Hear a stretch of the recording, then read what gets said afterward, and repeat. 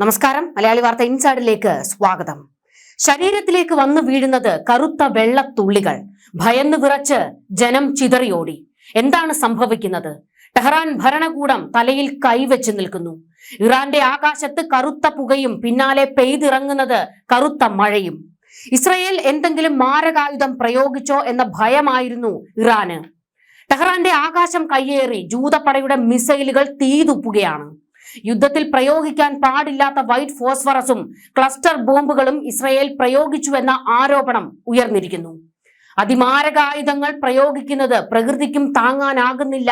അതിന്റെ പരിണിത ഫലമാണ് കറുത്ത മഴ പെയ്തിറങ്ങുന്നത്. ശ്വാസം മുട്ടി ഇറാൻ ജനതയുടെ നിലവിളി. ഗാസയിൽ നടത്തിയ അതേ ആക്രമണ രീതി ഇസ്രയേൽ പുറത്തെടുത്തിരിക്കുകയാണ്. UN-ഉം മനുഷ്യാവകാശ സംഘടനയും ഇസ്രയേലിന് നേർക്ക് വിരൽ ചൂണ്ടി രംഗത്ത്. ഇസ്രയേലിലേക്ക് ഇറാനും ക്ലസ്റ്റർ ബോംബുകൾ പ്രയോഗിച്ചിരുന്നു. ഇതിന് പിന്നാലെയാണ് വൈറ്റ് ഫോസ്ഫറസും ക്ലസ്റ്റർ ബോംബുകളും ഇസ്രയേലും തിരിച്ചു പ്രയോഗിച്ചത്. ഇതോടെ ഇരു രാജ്യങ്ങളുടെയും പക്കൽ അതിമാരക ആയുധങ്ങൾ ഉണ്ടെന്ന് വെളിപ്പെട്ടിരിക്കുന്നു. യുദ്ധഭീഷണിക്കിടെ ഇറാന്റെ പരിസ്ഥിതിക്കും ജനങ്ങളുടെ ആരോഗ്യത്തിനുമേൽ കടുത്ത ആശങ്കയും വെല്ലുവിളിയും ഉയർത്തിയിരിക്കുകയാണ് ഇപ്പോഴത്തെ ഈ ഒരു പ്രതിഭാസം. കഴിഞ്ഞ ദിവസങ്ങളിൽ ഇറാന്റെ എണ്ണ ഡിപ്പോകളിൽ നടന്ന US ബോംബ് ആക്രമണങ്ങൾക്ക് പിന്നാലെയാണ് വിഷം മഴയായി പെയ്യാൻ തുടങ്ങിയിരിക്കുന്നത്. ജനസാന്ദ്രതയുള്ള പ്രദേശങ്ങളിൽ വിഷപ്പുകയുടെ കട്ടിയുള്ള മേഘങ്ങൾ ഉരുണ്ടുകൂടിയിരിക്കുന്നത് കാണാം. US ഇസ്രയേൽ സേന വ്യോമാക്രമണം നടത്തി മണിക്കൂറുകൾക്ക് ശേഷം ഇറാന്റെ ചില ഭാഗങ്ങളിൽ കറുത്ത മഴ പെയ്യുന്നതായി റിപ്പോർട്ടുകൾ പുറത്തു വന്നിരുന്നു. എന്നാൽ പിന്നീട് കഴിഞ്ഞ ദിവസങ്ങളിലൊക്കെ തന്നെയും ഇത്തരത്തിൽ കറുത്ത മഴയാണ് ഇറാനിലെ പല പ്രദേശങ്ങളിലും ഭീതി പരത്തിക്കൊണ്ട് പെയ്തിറങ്ങിയത്. കെട്ടിടങ്ങൾക്കും കാറുകൾക്കും മേൽ എണ്ണ കലർന്ന മഴത്തുള്ളികൾ പതിച്ചു. പിന്നാലെ ഇറാൻ നിവാസികളിൽ തലവേദന, ശ്വസിക്കാൻ ബുദ്ധിമുട്ട് തുടങ്ങിയ അസ്വസ്ഥതകൾ റിപ്പോർട്ട് ചെയ്യപ്പെട്ടു. വടക്ക് കിഴക്കൻ ടെഹ്റാനിലെ അഗ്ദാസി ഓയിൽ വാർഹൌസ്, ടെഹ്റാൻ റിഫൈനറി, കിഴക്കൻ ടെഹ്റാനിലെ ഷഹ്റാൻ ഓയിൽ ഡിപ്പോ, കരാജ് സിറ്റിയിലെ ഓയിൽ ഡിപ്പോ എന്നിവയാണ് ആക്രമിക്കപ്പെട്ടത്. ഷഹ്റാൻ ഓയിൽ ഡിപ്പോയിൽ നിന്നും എണ്ണ നിരത്തിലേക്ക് ഒഴുകിയതായി ദൃക്സാക്ഷികൾ പറയുന്നു. സൈനിക ആവശ്യത്തിന് ഉപയോഗിച്ചിരുന്ന എണ്ണ സംഭരണ കേന്ദ്രങ്ങളാണ് ആക്രമിച്ചതെന്ന് ഇസ്രയേൽ പറഞ്ഞു. ആസിഡ് മഴ എന്ന പദം സൂചിപ്പിക്കുന്നതിനേക്കാൾ മോശമാണ് ഇതിലെ അപകടങ്ങൾ. ഹ്രസ്വ ദീർഘകാല അടിസ്ഥാനത്തിൽ മനുഷ്യർക്കും പരിസ്ഥിതിക്കും ഹാനികരമായ മറ്റ് നിരവധി മലിനീകരണ വസ്തുക്കൾ അതിൽ ഉൾച്ചേർന്നിരിക്കും. ബോംബുകൾ പതിച്ച എണ്ണ ഡിപ്പോകളിൽ നിന്നുയരുന്ന പുകയിൽ സൾഫർ ഡയോക്സൈഡും നൈട്രജൻ ഡയോക്സൈഡും അടങ്ങിയിരിക്കും. അവ വായുവിൽ സൾഫ്യൂറിക് ആസിഡും നൈട്രിക് ആസിഡും രൂപപ്പെടുത്തും. ഈ ആസിഡ് പിന്നീട് ജലത്തുള്ളികളിൽ കലരുകയും ആസിഡ് മഴയ്ക്ക് കാരണമാകുകയും ചെയ്യും. ആസിഡ് മഴ വളരെ അപകടകരമായേക്കുമെന്ന് മുന്നറിയിപ്പ് നൽകിയിരിക്കുകയാണ് ഇറാന്റെ റെഡ് ക്രസന്റ് സൊസൈറ്റി. ഇറാനിലെ ഈ കറുത്ത പുക ശ്വസിക്കുന്ന ആളുകൾക്ക് തലവേദനയോ ശ്വസിക്കാൻ ബുദ്ധിമുട്ടോ ഉണ്ടാകാം. പ്രത്യേകിച്ച് ആസ്മയോ മറ്റ് ശ്വാസകോശ രോഗമോ ഉള്ളവർക്ക് വലിയ ഗുരുതര പ്രത്യാഘാതങ്ങൾ ഇത് സൃഷ്ടിക്കും. പ്രായമായവർ, കുട്ടികൾ, വൈകല്യമുള്ളവർ തുടങ്ങിയ ദുർബല വിഭാഗങ്ങൾക്ക് അപകട സാധ്യത ഏറെയാണ്. ഗർഭിണികൾ വിഷാംശമുള്ള വായു ശ്വസിക്കുന്നത് കുട്ടികളുടെ ജനന ഭാരം കുറയ്ക്കുന്നതിനിടയാക്കും.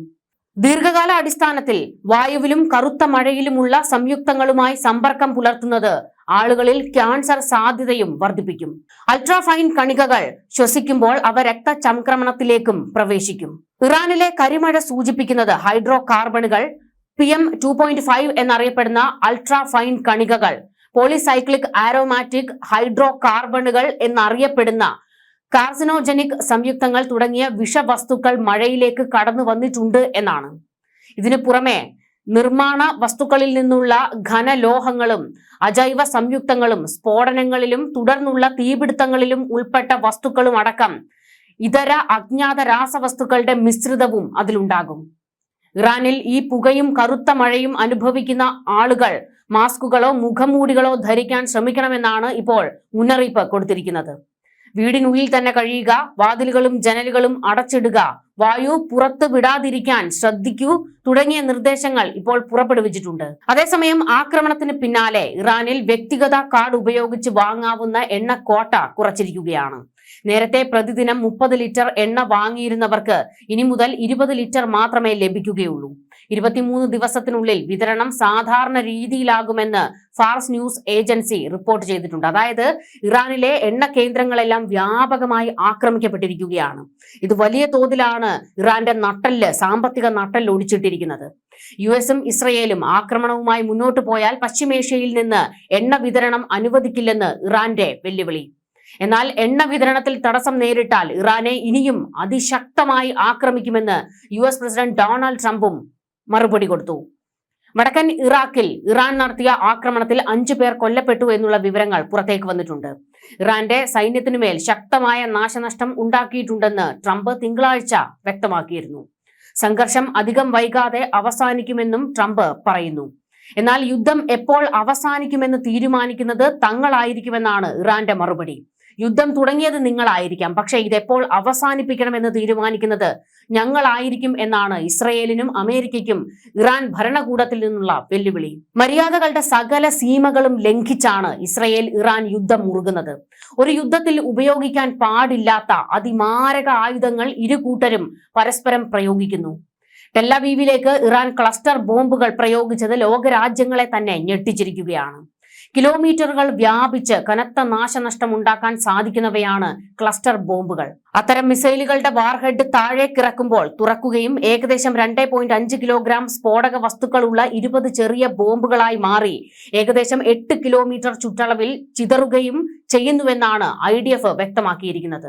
ഇപ്പോൾ നടക്കുന്ന യുദ്ധത്തിലും 2025 ജൂണിലെ യുദ്ധത്തിലും ഇസ്രയേലിലേക്ക് ഇറാൻ നിരവധി തവണ ക്ലസ്റ്റർ ബോംബ് വാർഹെഡുകൾ വഹിച്ചുകൊണ്ടുള്ള ബാലിസ്റ്റിക് മിസൈലുകൾ വിക്ഷേപിച്ചതായി IDF സ്ഥിരീകരിച്ചിട്ടുണ്ട്. യമനിലെ ഹൂതികളും കഴിഞ്ഞ വർഷം ഇസ്രയേലിലേക്ക് ക്ലസ്റ്റർ ബോംബ് വാർഹെഡ് ഉപയോഗിച്ച് നിരവധി മിസൈലുകൾ വിക്ഷേപിച്ച് നാശം വരുത്തിയിരുന്നു. ഭയക്കേണ്ട വശം ഹിസ്ബുള്ള, ഹമാസ്, ഹൂതി തുടങ്ങിയ ഭീകര ഗ്രൂപ്പുകളുടെ കൈകളിലേക്ക് വരെ ഈ മാരക ബോംബുകൾ എത്തിയിരിക്കുന്നു എന്നുള്ളതാണ്.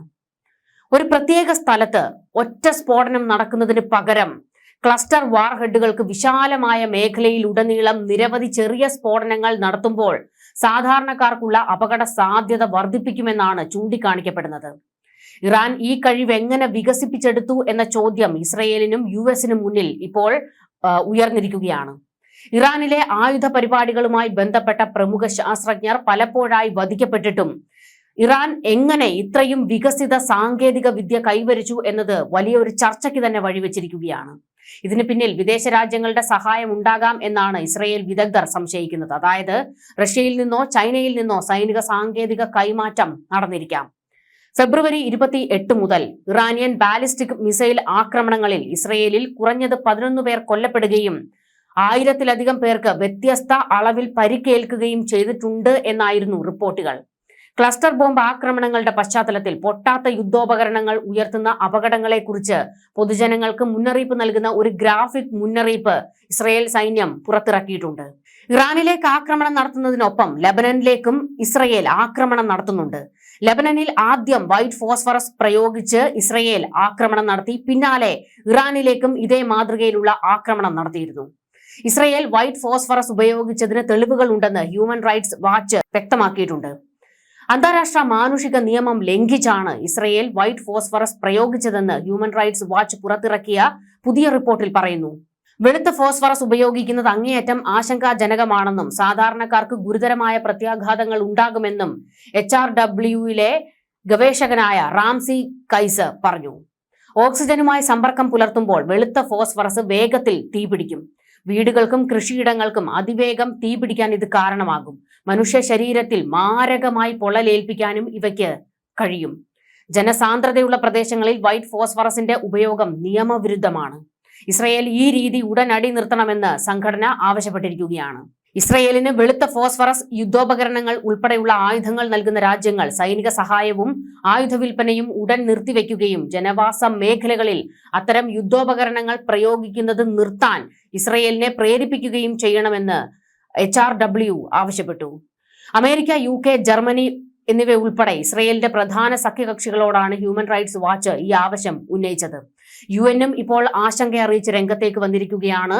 യുദ്ധം അതിരുവിട്ടു പോകുകയാണെന്നും മനുഷ്യരാശിക്ക് തന്നെ അപകടമുണ്ടാക്കുകയും പ്രകൃതിയെ നശിപ്പിക്കുകയും ചെയ്യുന്നതിലേക്കാണ് ഈ യുദ്ധം കടന്നു പോകുന്നതെന്നും ഇതെത്രയും പെട്ടെന്ന് അവസാനിപ്പിക്കണമെന്ന് UN ആവശ്യപ്പെട്ടിട്ടുണ്ട്. എന്നാൽ ഇരു രാജ്യങ്ങളും ഒരു തരത്തിലും ഒരു ഇഞ്ച് പിന്നോട്ടേക്ക് പോകാൻ തയ്യാറായിട്ടില്ല. അതിമാരകമായ ആക്രമണങ്ങൾ അങ്ങോട്ടും ഇങ്ങോട്ടും നടന്നുകൊണ്ടിരിക്കുകയാണ്. ഈ യുദ്ധം ഇരു രാജ്യങ്ങളിലെയും ജനങ്ങളെ പാതാളക്കുഴിയിലേക്ക് തള്ളുകയാണ്. ന്യൂസ് ഡെസ്ക് മലയാളി വാർത്ത ഇൻസൈഡ്.